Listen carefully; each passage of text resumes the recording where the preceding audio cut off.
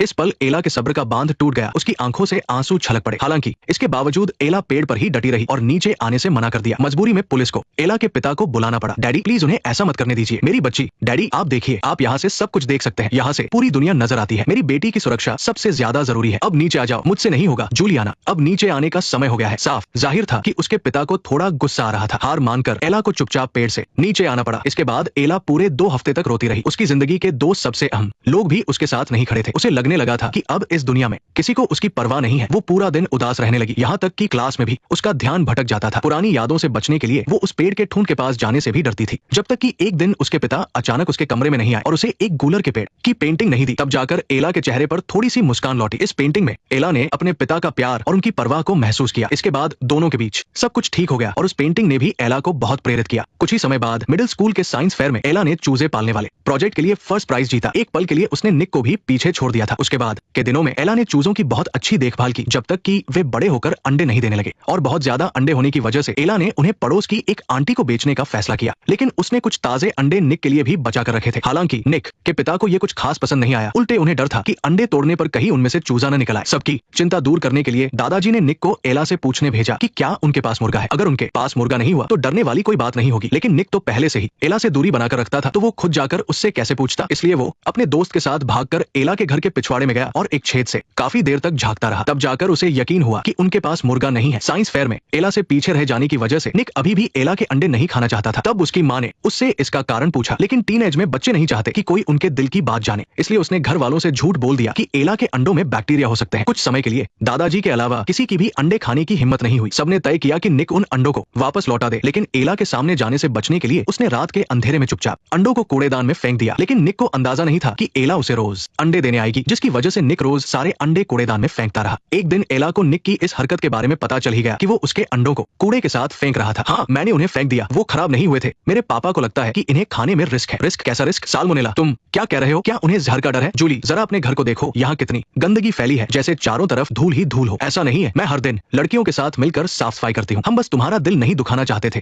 एला सोच भी नहीं पा रही थी कि निक ने कितने सारे अंडे बर्बाद कर दिए थे। उसने अपनी सबसे अच्छी चीजें उसके साथ शेयर की थी, लेकिन निक ने इसकी बिल्कुल कद्र नहीं की। इस बात ने एला का दिल तोड़ दिया। अपनी गलती का एहसास होने पर निक ने माफी भी मांगी, लेकिन एला ने उसकी एक नहीं सुनी। निक को कोई और ताना मारने का मौका न देने के लिए एला ने अपने माता पिता से आंगन को साफ करने के लिए कहा, लेकिन उसके पिता ने कहा कि ये किराए का घर है और इसे ठीक करना मकान मालिक की जिम्मेदारी है। वो दूसरों के काम पर अपने पैसे बर्बाद नहीं करना चाहते थे। तब एला ने अपने माता पिता को सारी बात बताई कि कैसे निक ने उनके गंदे आंगन की वजह से उनके अंडे खाने से भी मना कर दिया था। लेकिन उसकी माँ का मानना था कि बड़ों की मर्जी के बिना कोई बच्चा इस तरह खाना बर्बाद नहीं कर सकता। पड़ोसियों की इन बातों और उनके अजीब बर्ताव की वजह से माँ की